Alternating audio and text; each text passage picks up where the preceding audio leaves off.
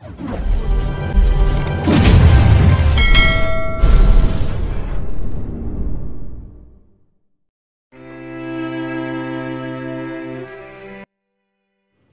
ng tingin ng mga tao ay napunta sa screen. Bigla na lang nakita ang isang nakakagulat na eksena. May pinapalabas na video sa screen at sobrang laswa noon. Dalawang hubad na katawan ng magkayakap at maririnig pang mga mumunting ungol ng mga ito. Ang babae ay nasa itaas ng isang lalaki at umiindayog to na sobrang bilis. Base sa lugar, mukhang nasa isang motel ang dalawa. May mga sex toys pa sa paligid at pulang-pula ang paligid. Para itong red room, kumbaga. Kitang-kitang mga mukha ng dalawa, sobrang linaw yon sa screen. Ang dalawang taong nagtatalik ay walang iba, kundi ang bastardang anak ni Hercules na si Vera at ang panganay na anak ni Matilde na si Joseph Anderson. Sobrang libog na libog ang dalawa sa video at hindi man lang napansin na kinukuhanan na pala sila. Habang ginagawa nilang eksena, narinig nilang nagsalita sa Vera habang umuungol. Joseph, hindi ba masama itong ginagawa natin? Fiancé ka pa rin ng kapatid ko. Humigpit ang hawak ni Joseph kay Vera. Anong masama doon? Kahit na fiancé ko pang kapatid mo. Ikaw naman ang gusto ko. Hindi ba't sabi mo, malapit nang bumalik ang kapatid mo? Pagbalik niya, ipapakasyal ko kaagad ang engagement naming dalawa. Mayabang nasabi ni Joseph at malinaw na narinig yun ng madla. At dahil dancer si Vera, mas malambot at mas sexy ang katawan ng dalaga. Panay ang kembot nito sa ibabaw ni Joseph. Halatang gustong-gusto naman ni Joseph ang ginagawa ng babae, kung kaya't nanggigigil pang lalaki. Nang makita nitong hirap na ito at para bang lalabas siya na ay mas bumilis pa ang bayori ni Joseph sa dalaga. Nang marinig ni Vera ang sinabi ni Joseph, mas lalong ginanahan pang dalaga, ngunit nagkunwari itong nalulungkot. Pero hindi ba't panloloko pa rin itong ginagawa natin sa kapatid ko? Natatakot ako. Aminin mo, masarap ang nagtatago, hindi ba? Baby, sobrang OA mo na naman. Hindi mo ba gusto ang ganitong thrill? Sabay bayo sa babae, napangiwi naman si Vera. Ang sama mo. Maya-maya tumawat na ng malandi at umungol pa ng umungol sa loob ng silid. Maraming bata sa party na yon, agad na tinakpan naman ng mga magbulang ang mga itong tenga at mga mata ng kanilang mga anak. Gustong-gusto na rin nilang umalis sa mga oras na yon. Sobrang galit na galit ang mga ito sa dalawang magkasintahan na nasa harapan nila. Pinagmumura pa ng mga ito sina Vera at Joseph at mabilis na umalis sa party. Ang buong hall ay nagkaroon ng malakas na ingay. Ang pamilyang Velasquez ay sobrang nahihiya sa mga oras na yun. Pinagtinginan din sila ng mga guest na may pandidiri at panunuya. Walang lumapit sa pamilya at may mga tao pang ang umiwas pa. Sa plano ni Hercules, dapat ay si Sabrina ang magiging katatawanan sa mga oras na yun, ngunit bumaligtad pa ang mundo. Sila na ngayon ang kinukutya ng mga tao. Para bang gusto niya nang maging isang bulao, kaya lamunin na lamang siya ng lupa. Dahil sa sobrang kahihiyan na nararamdaman, agad na inutusan ni Hercules ang tauhan niya upang ipapatay ang malaking screen sa harapan nila. Ngunit kahit na anong gawin ng mga tauhan niya, hindi pa rin napapatay ito. Patuloy pa rin ang ungol ni Vera at pagbayo naman ni Joseph sa dalaga. Oh my God, ano nangyayari dito? Napalingon naman ang mga tao na may magsalita sa itaas ng hagdan. Isang babae yun na talatamong sobrang nasasaktan sa nakikita. Ang lahat ay nagsipagtigil nang lumabas sa mansyon ng mga Velasquez at nanatiling nakiusyoso doon. Kahit na mga magulang na merong dalang bata ay nakachismis pa rin. Nakasuot ng isang white gown ng dalaga habang nakatingin sa screen. Nanlalaki ang mga mata nito habang ang isang kamay ay nakatakip sa bibig. Base sa reaksyon ng dalaga at ang kingganda nito na nagmana sa ina ay sa tingin ng mga tao, ang nasa taas ay anak ni Hercules sa pamilyang Aguilar. Ang legal na anak nito na si Sabrina. Halatang halata ang pamumutla ng mukha ng dalaga hanggang sa hindi na nakayanan nito. Umiyak ito na para bang nasasaktan sa nakikita. Tumingin si Sabrina kay Hercules at lumapit sa ama. Dad, kinausap mo ko kanina na kung huling lalabas ng party na ito para lang pahiyain ako ng ganito. Anak, makinig ka sa ama mo. Hindi yan ang gusto ko. Bumalik ka na sa kwarto mo at magpapaliwanag na lang ako mamaya sa'yo. Anak, please. Hindi naman tangat manhid ang mga taong naroon nang marinig ang sinabi ni Sabrina ay kaagad silang nagulat. Siya pa welcome party kasi syempre ang kakauwi lang ng unang lalabas sa party at ipapakilala ng pamilya sa lahat. Hindi naman pwedeng ang bida sa party na iyon ang huling lalabas ni hindi malangan nito nabati ang mga guest kanina. Nakakaawa naman si Sabrina. Yan ang nasa isip ng mga tao sa mga oras na yon. Wala na ngang tunay na ina nito Para ipagtanggol ang dalaga sa ganitong sitwasyon, inagaw pa ng kapatid nitong magiging asawa na sana ng babae. Kitang-kita na rin na hindi naman talaga mahal ni Hercules si Sabrina at mas pinapabura ng matanda ang bastarda nitong anak na si Vera. Halatang halata naman imbis na magalit to dahil siya ginawa ng anak at sinampal ng dalaga. Ngunit hindi nito ginawa. Siguro alam na ni Hercules ang relasyon ng dalawa at okay lang ito sa matanda. What an asshole! Hindi mapigil ang bulong ng isang guest na dumalo doon. Ang ina naman ni Joseph na si Matilde ay talagang galit na galit. Agad nitong hinila ang anak upang lumayo kay Vera. Mr. Velasquez, bakit hindi mo nalang sirain ang projector ninyo upang hindi na mapanood ng ibang kalaswaan ng anak mo? Ganun mo pa ba katagal na ipapahiya ang pamilya ko at ang pamilya ninyo? Nang marinig ang sinabi ni Matilde, ay kaagad na tumingin ang matanda sa mga taong nakapalibot sa kanila. Mabilis itong pumunta kung saan naroroon ang upuan at agad ibinagsak yun sa sahig. Nagkaroon ng malakas na tunog ang paligid kung kaya't lahat ng mga tao ay napuntang atensyon kay Hercules. Nawala rin ang imahe ng dalawang magkasintahan sa screen at ang mga ungol ng dalawa. Natahimik ang paligid. Ngunit maya-maya rinig na ang iyak ni Sabrina. Nanginginig na rin ang katawan niya at para bang mahihimatay na kung hindi lang siya nakahawak sa hagdan. Pumikit ang dalaga ng mariin at nagsalita. Joseph, since na gustong-gusto mo talaga ang kapatid ko, sige ibibigay na kita sa kanya. Ika-cancel ko ng engagement natin at simula ngayon, hinding-hindi na tayo magkakilala. Sana maging masaya kayong dalawa ni Vera. Matapos na magsalita ay bumuhos ang kanyang luha. Huminga siya ng malalim at ngumiti ng pilit sa madla. Pasensya na po sa nangyari ngayon sa aming pamilya. Sana hindi ito hadlang sa pagsasaya ninyo ngayong gabi. Maraming salamat po sa inyong pagdalo. Hindi na tinignan pa ni Sabrina ng pamilya. Dire-diretso siyang umalis at tumalikod papunta sa itaas ng hagdan. Ngayon, lahat ng tao ay na-realize na hindi pa pala nakakatungtong sa hall. Ang dalaga, nanatili lamang ito sa hagdan na para bang hindi naman ito invited sa pa-welcome party na dapat ay sa dalaga. Ang mga atensyon naman ng mga tao ay nabaling sa pamilyang Velasquez. Si Sabrina na nagkansela ng engagement at yun ay kabaliktaran ng plano nila. Imbis na si Sabrina, ang magiging katatawanan ng lahat ay sila na. Si Sabrina ang naging biktima sa mga mata ng mga tao kung kaya't may karapatan pa rin ito na mag-walk out. Lahat naman ng mga tao na dumalo ay naawa sa dalaga at nakikisimpatya pa. Since ang engagement ng dalawang pamilya ay nakansela na, wag na kayong lalapit sa amin, Mr. Velasquez. Wag na rin kayong magpapakita pa sa amin. Bago pa man makapagsalita si Hercules ay mabilis na umalis si Matilde, kasamang anak nitong kanina pabalik siya. Hindi na rin binanggit ng matandang babae ang relasyon ni Vera at Joseph. Ang huling binitawang mga salita ng matanda ay ang pagbabanta para sa pamilya nila. Sino nga ba naman na magkaka-interes na maikasal kay Vera matapos ang iskandal nito? Nilandi ng dalagang fiancé ng kapatid kung kaya't wala na magseseryoso dito. Hindi rin naman papayag na tanggapin ni Matilde ang dalaga sa pamilya. Dahil ngayon, nandidiri na ito kay Vera. Sobrang namutlang mukha ni Vera sa mga oras na yon. Wala na siyang mukhang maiharap sa mga tao. Pinlalo nilang lahat ng ito ngunit nasira lang iyon na isang video na nag-appear lang out of the blue. Sino nga ba ang tao sa likod nito? Bakit ngayon pa kung saan balak nilang ikansela ang kasal ng kapatid niya? Hindi niya namalayan na hinila na rin pala siya ni Lucila palayo sa hall na yon. Ang mukha naman ni Hercules ay talagang hindi maipinta dahil siya naririnig na tsismisa ng mga tao sa paligid. Hinila rin ang matandang anak nitong si Zach na patuloy pa rin sa pagbati sa mga kararating lang na guest. Nakansel na kaagad ang pa-welcome party ng pamilyang Velasquez at naging katatawanan ng mga mayayamang tao sa kamay nilaan. Ang lahat ay nakatanggap ng regalo mula sa pamilya, ngunit hindi man lang nito pinagdiskitahan na pansinin.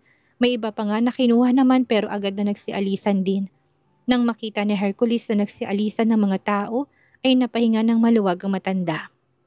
Sinundan naman ng mag-ama ang mag-ina na nasa itaas na. Rinig nilang iyak ng mag-ina sa loob ng kwarto, lalong-lalo na si Vera, na sobrang magang-maga ng mga mata. Talagang sobrang hiyang-hiya ng dalaga sa gabing iyon. Hindi lang siya nakita ng mga tao na hubot-hubad, ngunit kinaayawan pa rin siya ng pamilya ni Joseph na kanyang kasintahan. Ang kanyang pangarap na maikasal sa lalaking mahal niya ay tuluyan na rin naglaho. Hindi na yun matutupad kahit na anong gawin niya. Naalala niya kung paano siya tinitigan ng ina ni Joseph. Para siyang may isang nakakadirit nakakahawang sakit. Para siyang isang pokpok at malanding babae. Ilang taon din niya na pinaghirapan na mapaibig si Joseph, ngunit ngayon nasira ng lahat. Dad, kailangan nating mahanap ang taong gumawa sa atin ito, sabi niya nang makita niyang kanyang ama na papalapit sa kanila. Hindi ko siya mapapatawad. Papatayin ko talaga siya. Galit pa niyang patuloy sa ama. Sa Hercules naman ay sobrang naawa sa anak. Huwag kang mag-alala anak. Huwag ka nang umiyak pa. Hindi mo kasalanan ang nangyari. Ikaw at si Joseph ay umiibig. Mahal niyo ang isa't isa at walang masama doon. Ipagtatanggol kita palagi. Tandaan mo yan. Si Lucila naman ay mas napahagulhol at inalo ang anak. Niyakap ng mahigpit nito si Vera. Awang-awa si Hercules sa anak. Ang kanyang plano ay nasira ng ganun-ganun na lang at hindi yun matatanggap ng matanda. Hindi lang nawala sa kanilang pamilya ni Joseph kung hindi sobrang nasira pang imahe ng kanyang anak sa madla. Papaimbestigahan ko ang nangyari ngayon. Huwag ka nang umiyak anak. Ikaw rin Lucila. Tumahan ka na dyan. Hindi solusyon ng pag-iyak sa ngayon. Kailangan nating mag-isip kung paano raremedyohan ang nangyari sa atin. Mag-isip na lang tayong lahat. Kinuyom ni Hercules ang kamao. Si Vera ang pinakamamahal niyang anak. Malaki na rin ang na-invest niya sa anak upang maging magandang imahe nito sa madla. Ngayon na may sumira sa imahe ng anak niya, hindi niya ito palalampasin.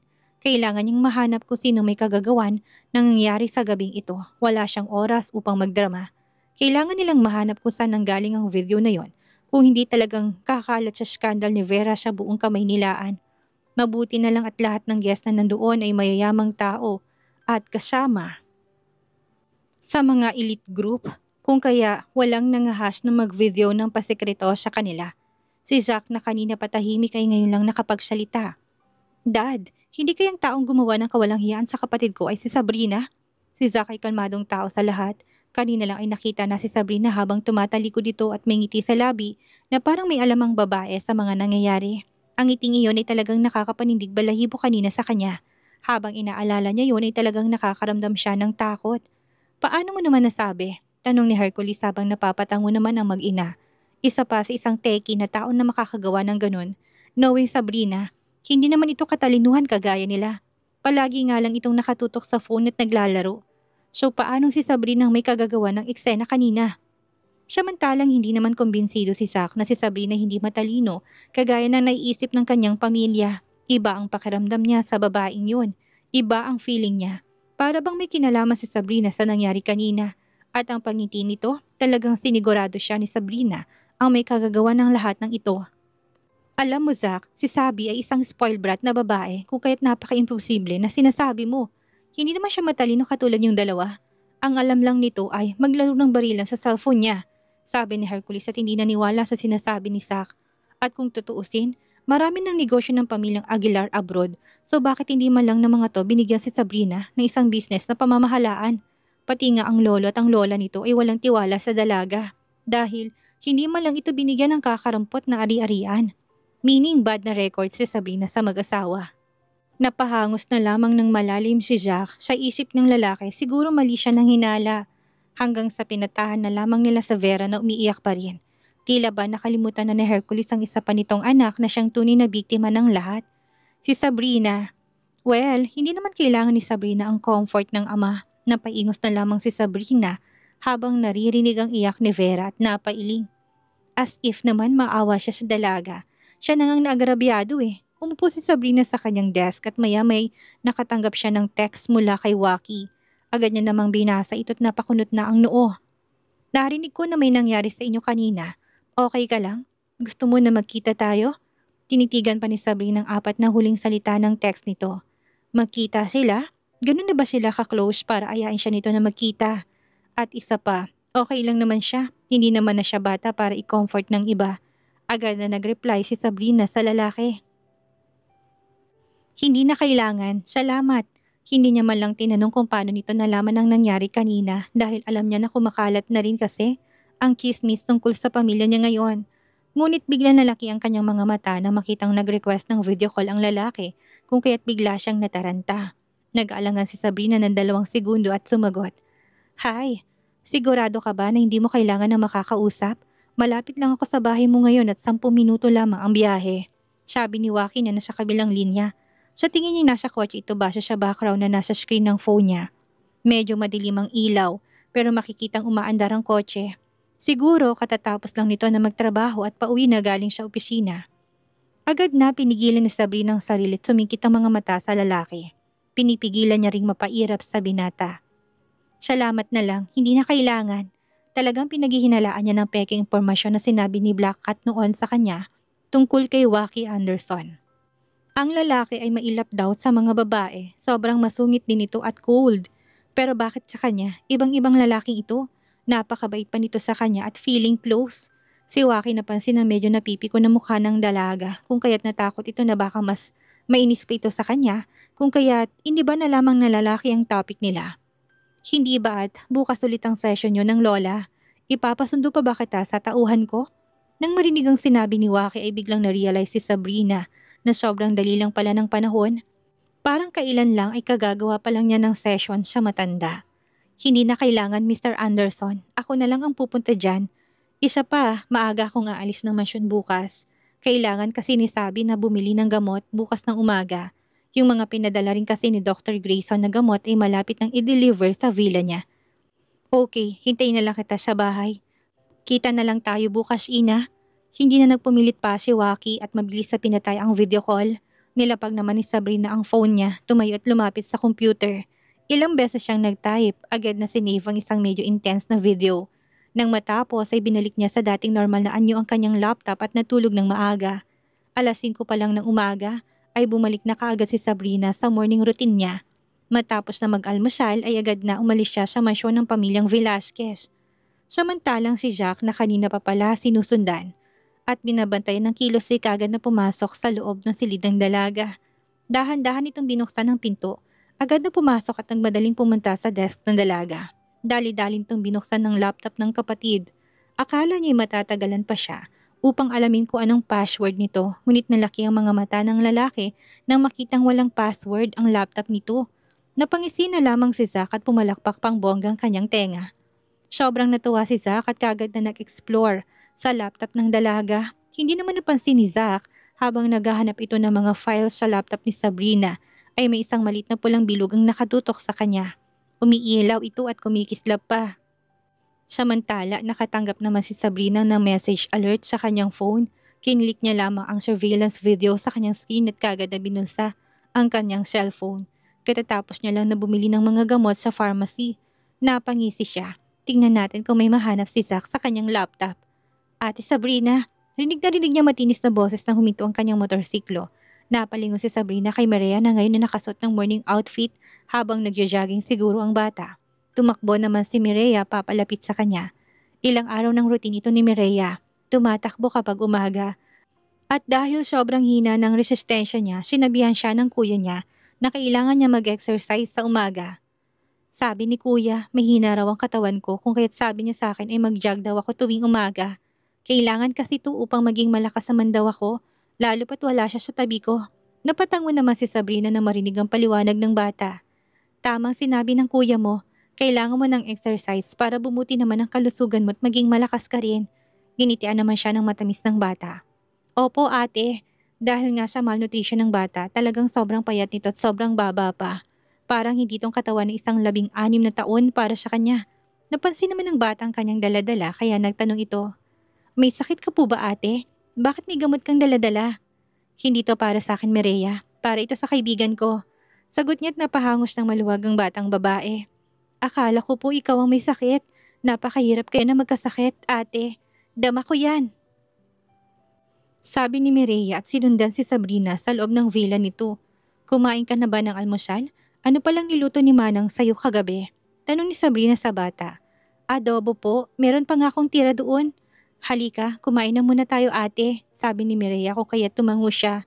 Sige, nagugutom na rin naman ako dahil sa biyahe. Sa kabilang banda, si Vera ay kanina pa naghihintay sa labas ng silid ni Sabrina.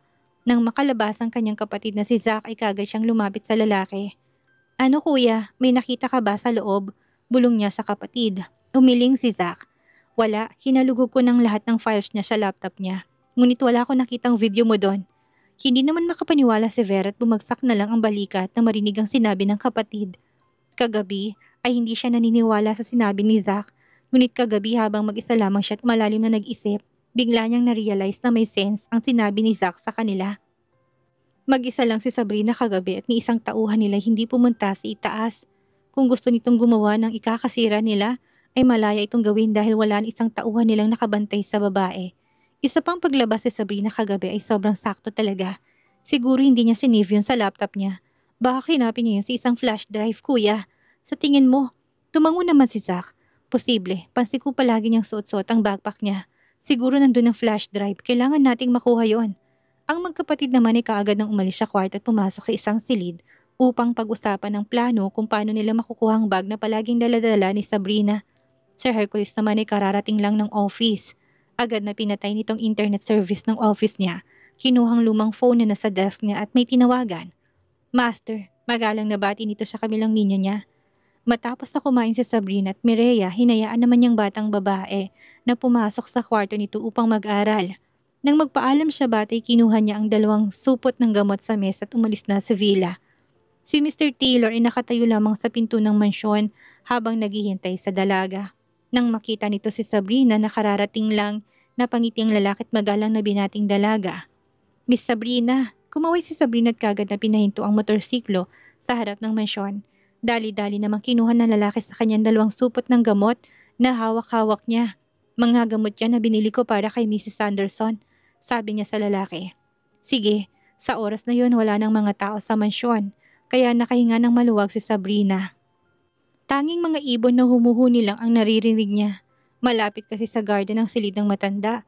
Kanina pa naghihintay si Waki sa loob ng silid habang kausap ang matandang Anderson. Medyo nakakausap na rin kasi niya ito ng matino. Panay ang hanap nito sa ama't ina niya, ngunit sinasabi ni Waki na nasa bakasyon ang kanyang mga magulang ng ilang buwan. Deserve naman kasi ng mga ito na magpahinga. Magalang na kumatok si Mr. Taylor at binuksan ang pinto at sumilip. Nandito na po si Miss Sabrina. Pumasok naman ang dalaga at magalang na binati ang matanda. Hello Mrs. Anderson, kamusta po kayo? Mukhang ang ganda ng aura niyo ngayon. Ngumiti lamang ang matanda sa kanya. Salamat iha, wala naman silang naksaya pang oras at nagsimula na sila sa session nila. Si Sabrina ay panay lang ang kausap sa matanda. Tuwang-tuwa naman na sinagot ni Mrs. Anderson ang kanyang mga tanong habang sinusulat naman niya ang prescription at dosage ng gamot nito. Hindi nga niya napansin na lumapit pala si Waki. Out of curiosity.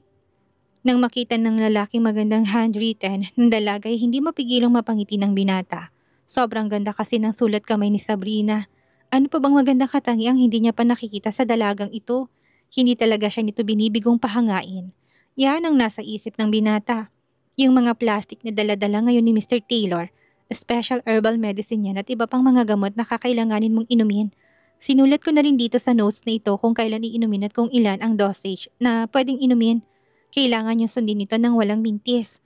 Tumango naman ang mga tao sa silid habang nakikinig sa dalaga. Matapos na ipaliwanag ang lahat ay nagsimula na rin si Sabrina na magkandak ng physical therapy sa matanda. Matapos noon, ilang minuto lang ay nakailip ng matandang Anderson. Napahangos ng maluwag si Sabrina at napangiti ng makitang sobrang himbing ng tulog ng matanda na nasa harapan niya.